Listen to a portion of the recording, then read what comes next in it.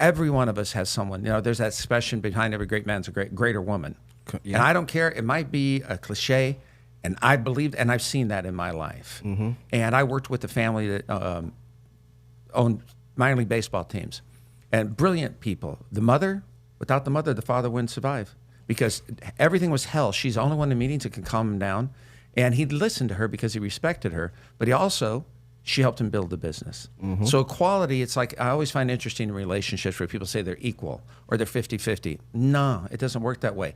How something works to me in a relationship is that I listen to you, and whatever you need to get better, I help you with it. Right. And a lot of people don't do that. Well, a 50-50. You pay the bills, I clean the house. Why are people coming half-ass? It's 100-100.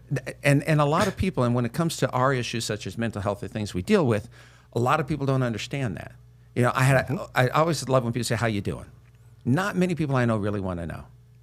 That's tough because I'm a different individual, and I tell people that all the time. I'm different. If I ask you how you're doing and you say, no one cares, who's going to listen to me to complain? I am, because I may have a life experience that I can help you with, no longer have that as a complaint. But you're one of the few, and believe me, I mean few, because I work with the medical field every day, that when you say it, you actually mean it. You can take the time. Many people say it passing by. And then when you say, well, I need someone to talk to, I have a friend like that runs the, I'm going to say gender or whatever, runs their mouth all the time, tells you everything, and says, do you need anything? And I'm like, well, I would say, and I told this person, I said, I'd say yes, but everything you complain about means that you wouldn't be doing it because you cared. Mm-hmm. It would give you a reason to complain about me to the other people like you. Yeah. And I don't really think that's fair. I said, again, it doesn't matter what you think is fair. This is my experience with you. And I think what you said earlier, like about your family, like about your dad, your uncles, and happen to be the man of the house and being certain things. And one of the things I really love, the fact that you worked at a gas station. Mm-hmm. One of my favorite, the two places I love to go. I'd love to go to a laundromat and wash clothes, and people think it's something wrong. Real conversations happen in those places. And you meet people, especially if you see the movie The Town.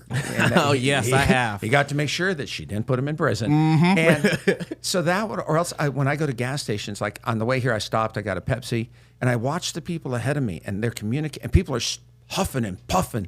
The gas station's filled, and people are honking at each other. You can't pump the gas any faster. Right. But you get to see so many, and it doesn't matter how much money you had, what kind of car you had, how much money you're going to get gas, you're going to buy soda, you're going to buy gum. Everybody's in a hurry.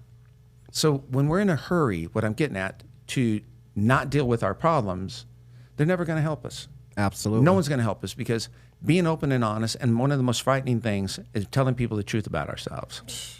It stinks. Because people will judge us. People will put us down. People will put us in a category, or people will say, oh, you're never going to be anything. And like you said, when you went to school and everything, I'm sure you were told, you probably at times, you're not going to do anything. Of course. People see you working at a gas station. Gas station as well. Or people at 7-Eleven. It's funny. Where I live, there's a gentleman owns a gas station. They're from another country. We were talking one day, and he goes, Dennis, it's amazing how many people are rude to me. I own 22 7-Elevens.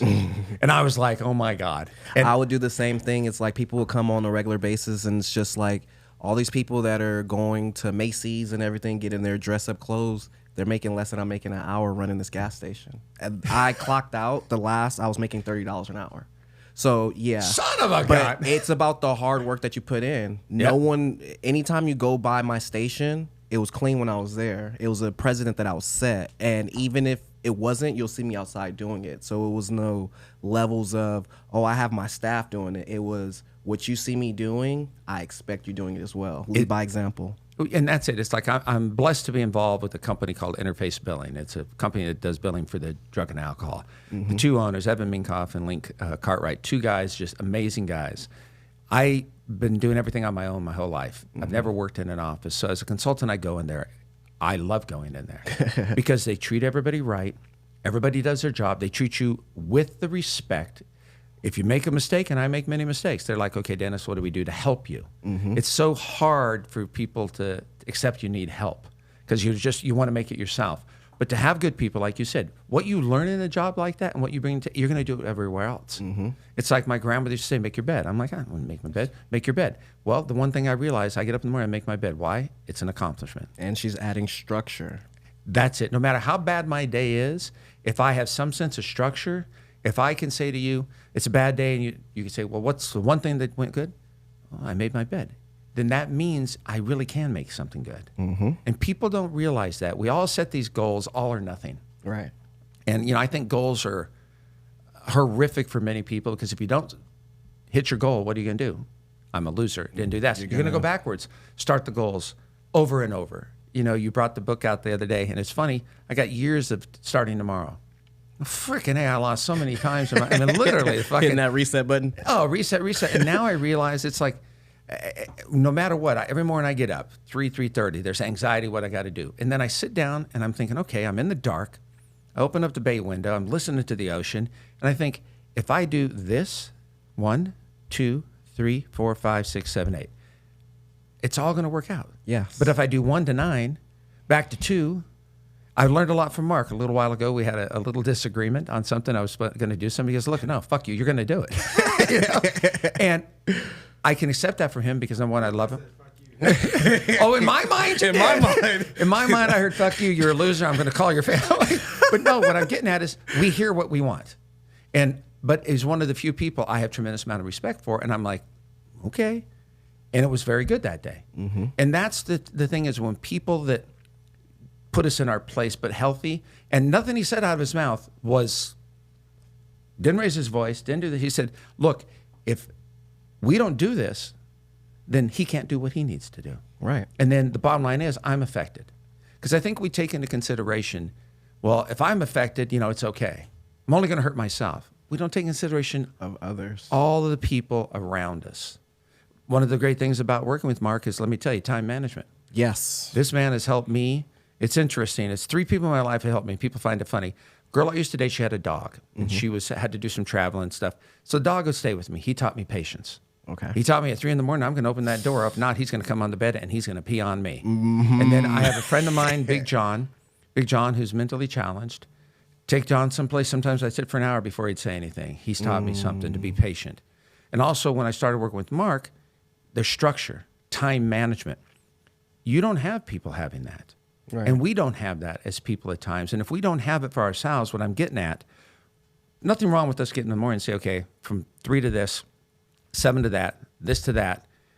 It's a way to start the day. It's a purpose, because you mentioned purpose on your show. That's one of the beauty things when you started. So how do you, on a day-to-day basis, you get up and, God, I don't want to do this, or, it's too much, or how do you handle that stress or that anxiety that could lead to something that might be negative for you during the day? I have a weird mind, and what I initially do is I tell myself, if you don't get up, your family's not going to get further. You are the man of the family. It's a weird mechanism that I make myself say, hey, everyone's waiting and leaning on you. You don't get up, they don't move forward. So you're having more people wait behind you. So at that moment, for the last month and a half, I've been getting up at like 2, 3 in the morning to get more goal oriented, to accomplish more things. But the main thing I do is just set one goal, accomplish that, then set the next one. When you set so many up, you kind of almost set yourself up for failure if you don't have the structure to go on with those things.